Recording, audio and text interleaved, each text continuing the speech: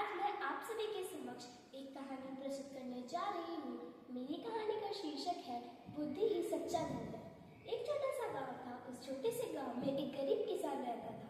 वो गरीब किसान बहुत मेहनती था। उसी ही गांव में एक अमीर व्यापारी रहता था। वो अमीर व्यापारी सभी गरीबों को चिढ़ाता था। एक दिन उसने गोपाला से कहा, गोपाला, आखिर तुम्हारे पास है ही क्या? ना तुम्हारे पास धन है, ना चांदी, ना हीरा, ना सोना, आखिर तुम्हारे पास है ही क्या?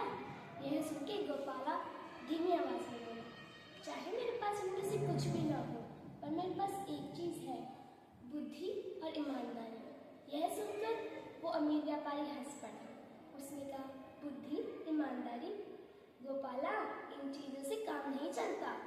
यह सुनकर गोपाला ने धीमी आवाज में बोला, कोई नहीं सेठ जी, थोड़े समय बाद देखेंगे। अगले महीने उसी जगह पर बाढ़ आ गई। जैसे ही बाढ़ आई, सारे लोग भागने लगे, कहने लगे बचाओ बचाओ। इतने में ही गोपाला ने किसी ऊंची जगह जाकर नाव बना ली। जैसे ही उसने नाव बनाई, उसने देखा कि वो अमीर सेठ था। उसने सारा पैसा एक बैग में डाल लिया, अपनी कमर पर लाद लिया और जाने लगा। उसने सारे गांव वालों को इकट्ठा करके उस नाव पर बिठाया। वो देख ही रहा था कि अमीर व्यापारी नहीं आया। इतने में ही अमीर व्यापारी का बैग बह गया। वो रोने लगा, कहने लगा, मैं तो लुट गया, बर्बाद हो गया, आखिर मेरा हुआ ही क्या, मेरा पैसा बह गया।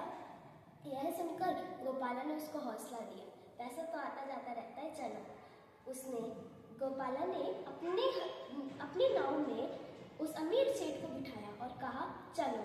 उसने नाव चलाया और कहीं सुरक्षित जगह ले गया।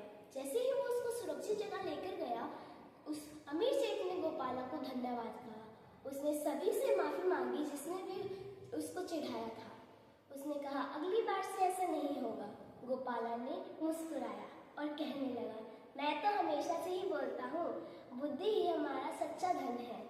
धन्यवाद।